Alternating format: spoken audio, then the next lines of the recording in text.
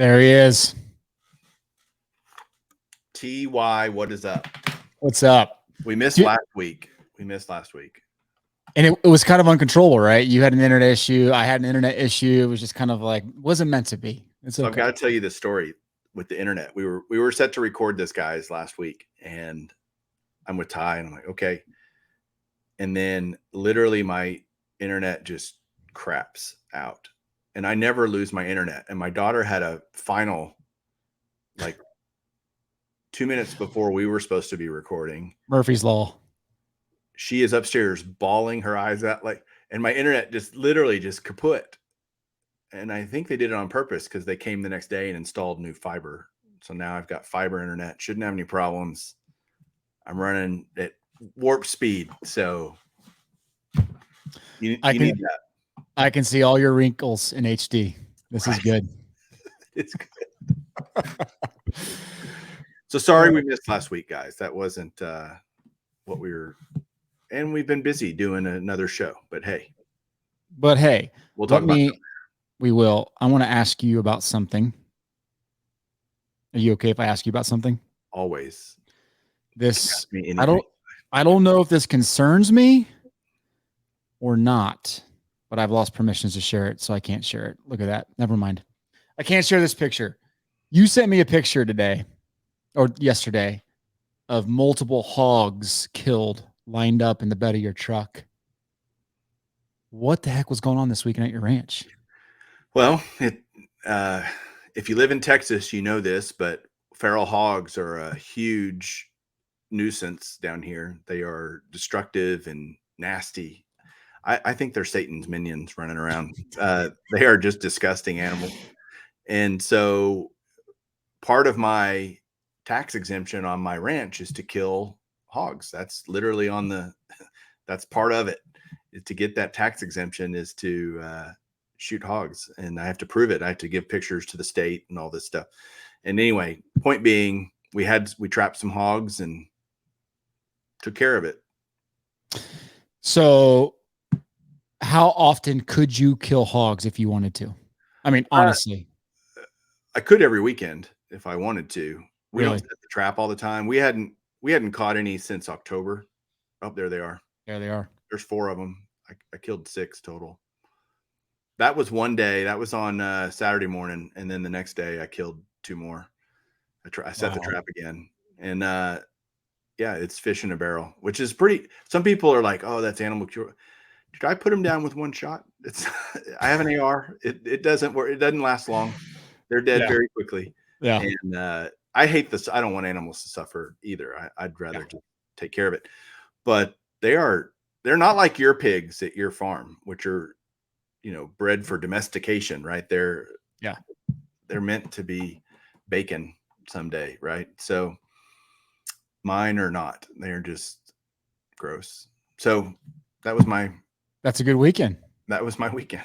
It didn't take long. I did a lot of other stuff too, but lots of fun, lots of fishing. And anyway, what about you? Well, I was kind of fishing too. I was in Denver with Matt and our 2 second oldest boys. So Mercer, his son, who's 11, and my son, Kai, who's 11. We took them out Friday, Saturday, Sunday in Denver to film episode 4/5 of Chasing Cardboard. And we are I'm going out Friday to look at a collection in Abilene, Texas. So with Matt and Matt's the one that has to do most of the work. Like you and I just show up and look at cards. It's pretty cool. But I wouldn't say that. You don't know all the work that I do behind the scenes, Mike. Okay. So anyway, Matt does most of the work, and no, but seriously, right? Matt's a machine. That guy. Yeah. It helps that he's uber talented, right? So he sees something, he has a vision, he's like storyboarding it in his mind. Say this, say that, ask this question. Okay, you got it, Matt. You got it. I'll follow your lead. Let me ask you this, Ty, because episode 3 comes out tonight. We're just shooting this on Monday. Episode 3 comes out tonight. Are you surprised at the response to episodes 1 and 2? Yeah. So episode 1's crossed 60,000 views. So in 2 weeks, which is a lot. which is a lot, right? I mean, yeah, a ton for our with world. great feedback.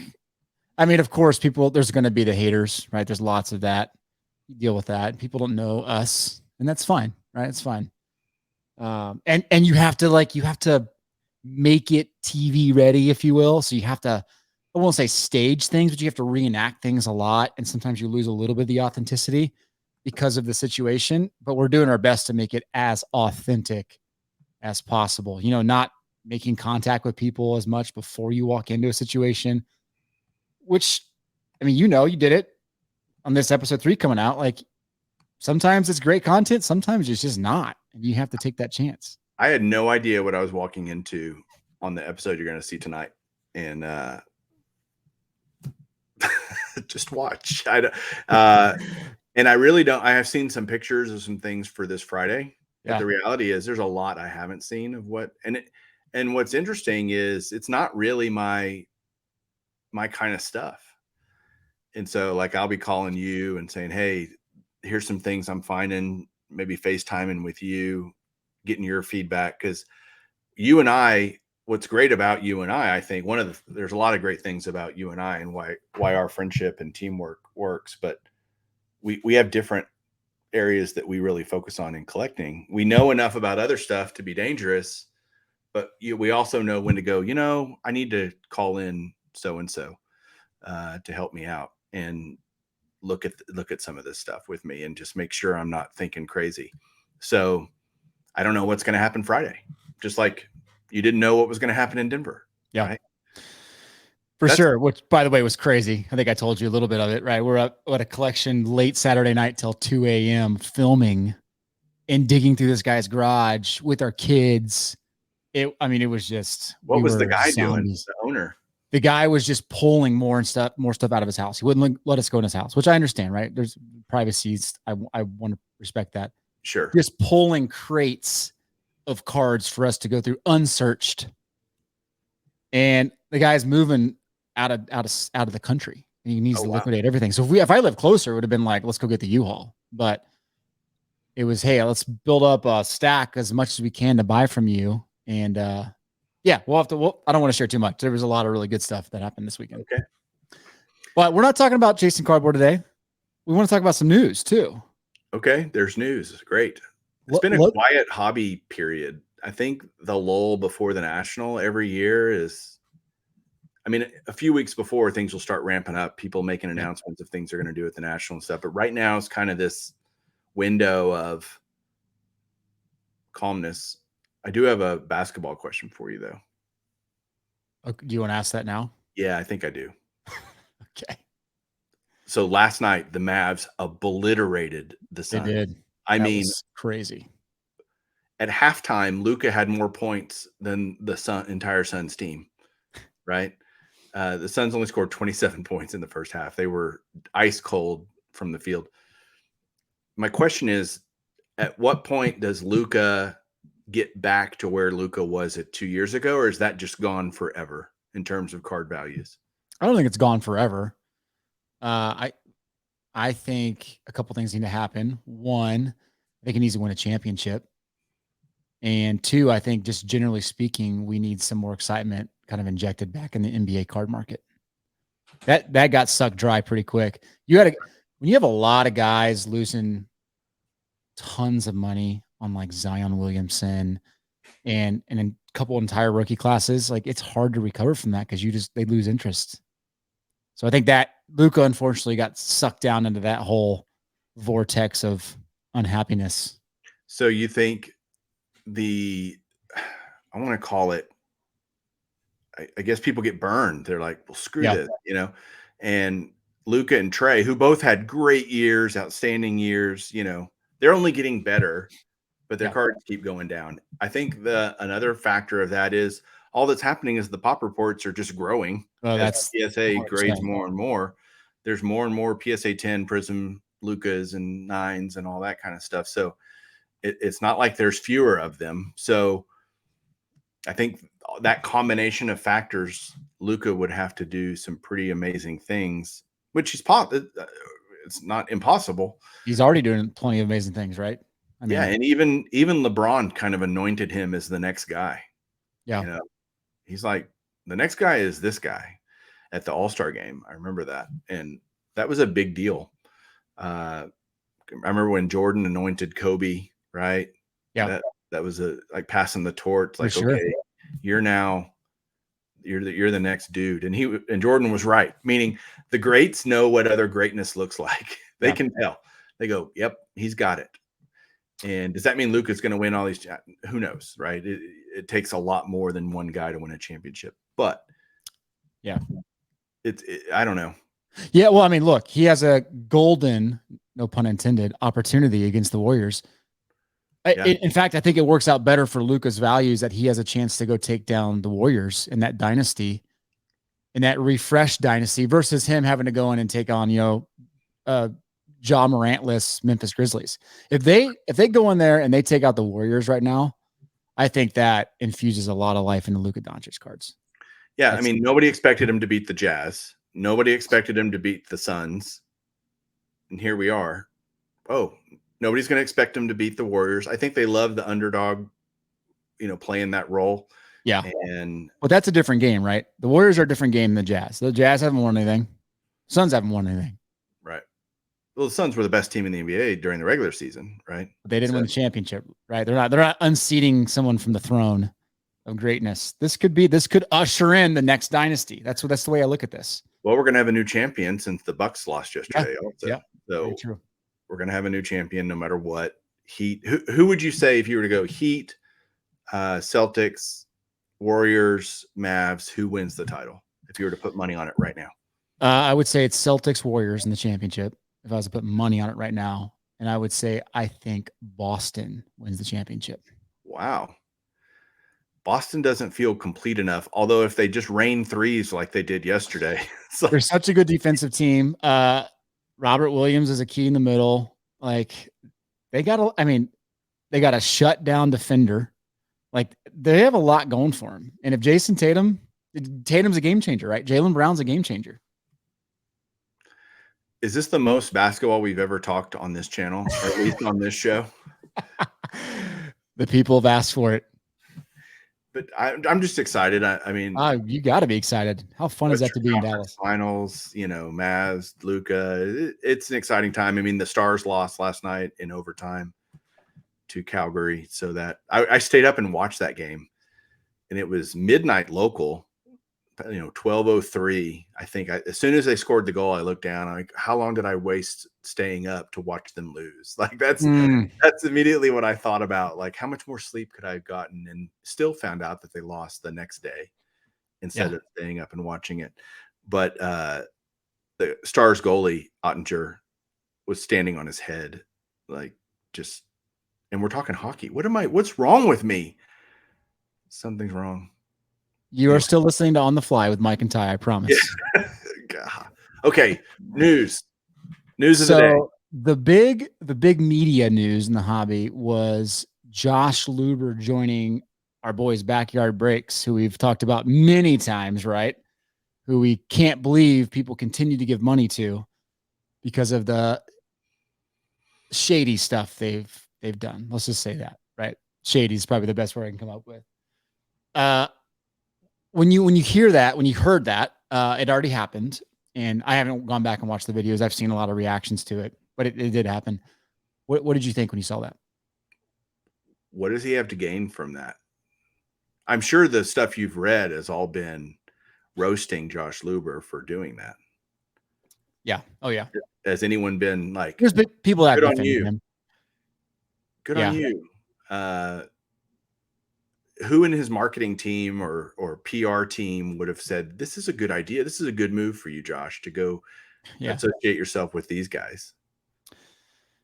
Yeah, well, exactly. And there's been a ton of social media response to it. Mostly the same thing we're saying. Like, how could you possibly think that's a good idea? I tweeted when it came out, like the risk here seems to far outweigh the potential reward. But there was a screenshot of a conversation that somebody had with Luber, and I think it was IG or Instagram or something like that. And Luber basically responded with, "We vetted him out. we asked multiple breakers to vet them out, and all the stuff that's happened to backyard breaks is blown out of proportion and or didn't happen. And although we may not agree with their approach to the market, it's still they're still very popular. And we have to reach every popular audience when it comes to the hobby. What do you say to that? Do you disagree? I disagree. Yeah. Why is that? Wow, this is really on the fly. So I'm trying to formulate my thoughts without sounding like a complete ass. Although that might happen no matter how long I think about it. People are expecting that regardless. So right? Speak your mind. You still have to make a calculated decision on who you want. Look, they're laying the foundation of what the hobby is going to be like. And the reality is, if they want, they can define what is popular and what's not. If they say no, we're making a conscious choice not to affiliate ourselves with certain types of breakers, certain types of people, whether they're popular or not. I just think to throw a blanket over it, well, it's popular, so we need to, we're about the hobby, so we have, whether we agree or not. That's, to me, a very, take a stand on something, whether, and I may not agree with it. They may go, that's exactly who we want to associate ourselves with. Take a stand, right? I just say, this is why we think this. I just may not agree with it. Yeah. I just don't think they have to have this blanket. We need to be all things to all people. We need to be everywhere. And wherever there's eyeballs, we want to be there. And that's not necessarily a good thing. Yeah. Yeah. I mean, the second you go on and you support it and you're not criticizing it to a certain extent, you're validating it, right? That's the problem. You're validating it. And it just gives the green light to so many others that think they can get away with sketchy, shady activity. And that's what we're trying to get away from. All these platforms are trying to minimize the shadiness and riskiness by authentication and new processes. And then we do stuff like this. And it's like you just kind of put your stamp of approval on it. And that's not what you want to do. And I tell you, you and I have talked about this for a long time. One of our biggest concerns about the merger or the acquisitions with Fanatics was, how do they take care of the people that have been the backbone of the hobby, that have suffered through the crap and made it out to the good times? And now we're kind of going back through, cycling through that. This to me sends a massive red flag to the good boys. The guy, and I say good boys very loosely, right? The guys that have put up with everything the last 2 decades and are still here, the massive card shops, the massive breakers who are doing things the right way. This sends a red flag to them saying, who knows? He might not have your back. You might not be getting taken care of like you think you're going to get taken care of. That's my read on the situation. So in fairness, I need to go.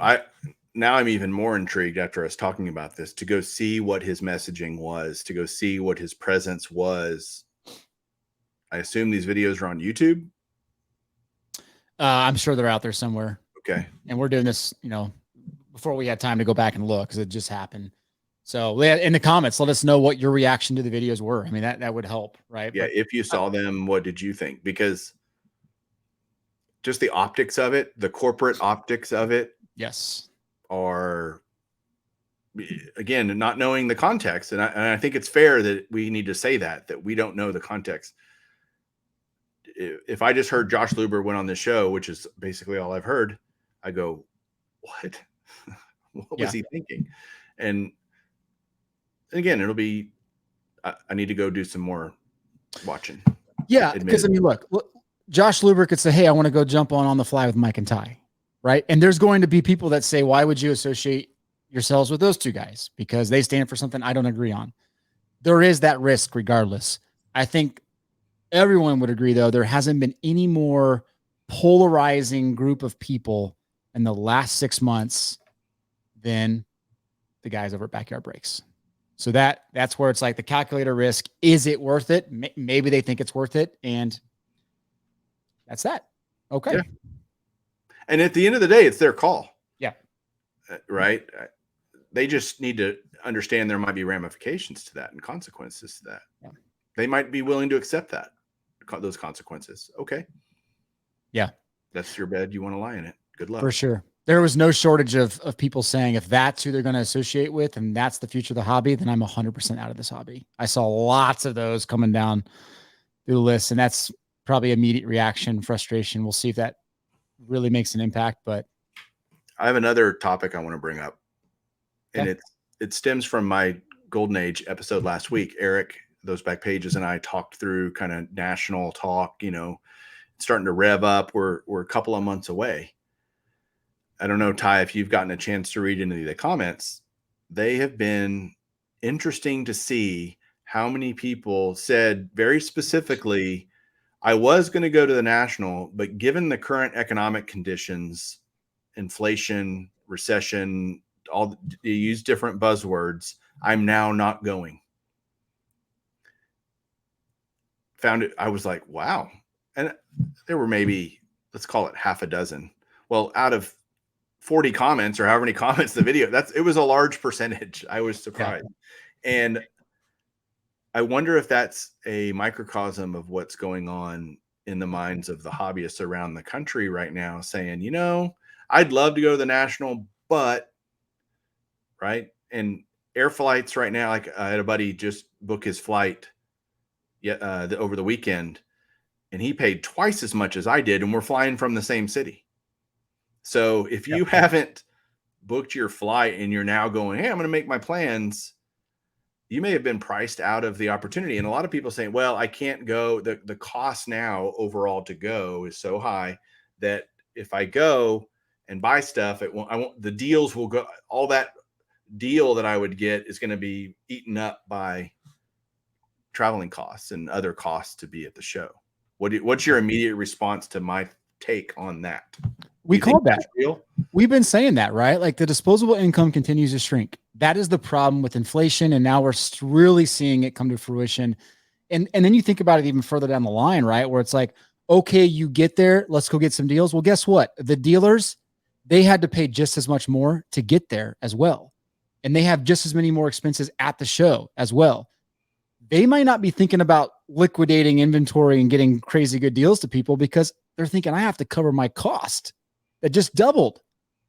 So there's a lot to weigh. And I'm telling you, man, like I was texting with Elite Co 3, Nolan, right? Massive eBay seller, one of the best in the business. And just talking about how the eBay sports card market has taken a massive kick in the knees.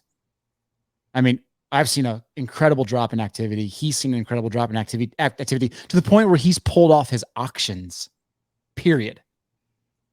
It is hitting the sports card market. There's no question about it. Yeah.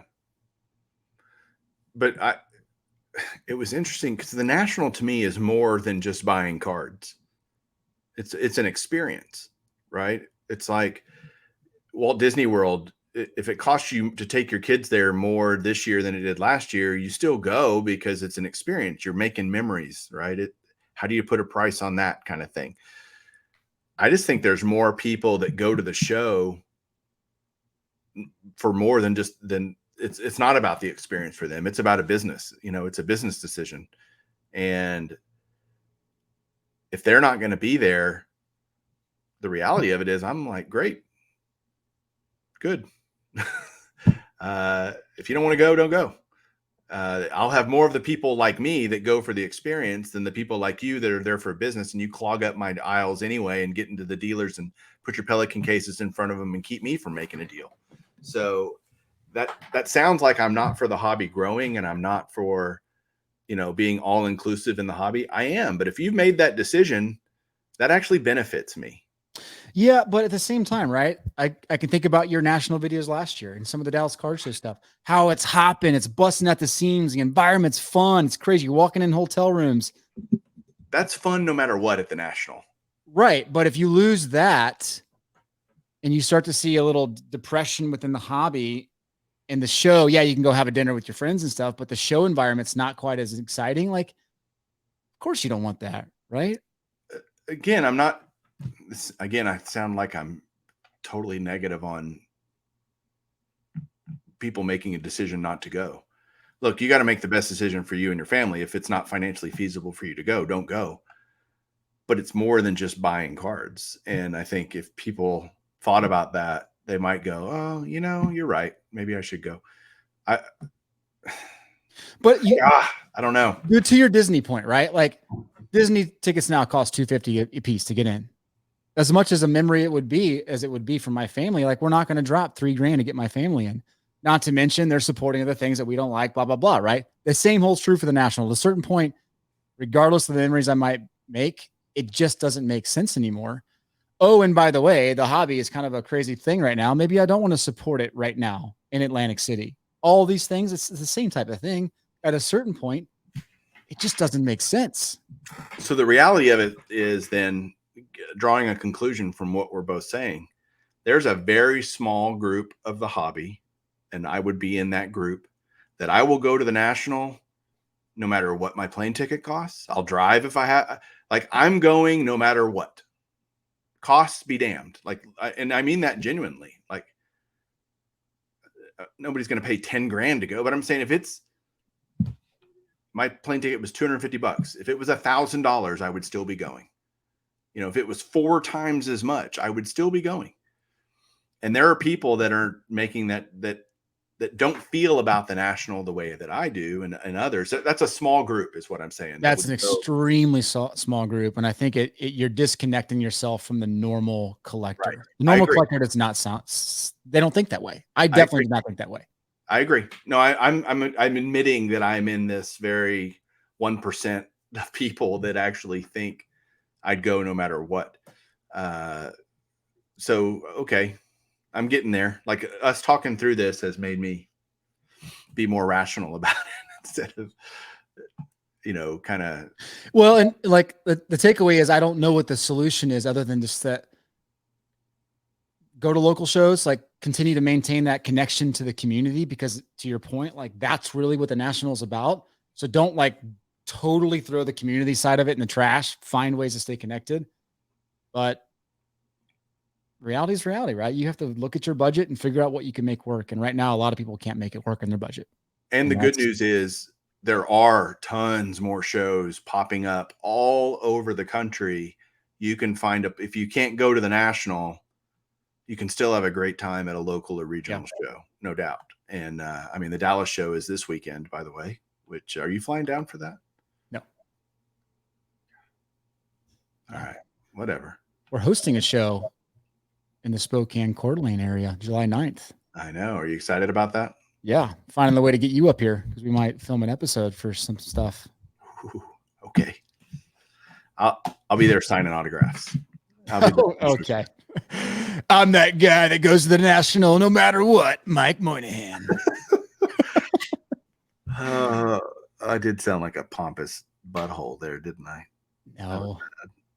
Everybody knows what you meant. I mean, because there is a group of you that no matter what, you will go. And that's very important to the hobby too. Having you in that group is just as important. So I get it.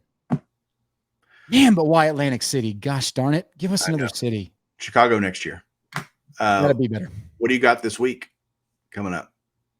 A lot of stuff to handle for the family, for my wife this week. So I don't think I'll have anything on the bench clear side.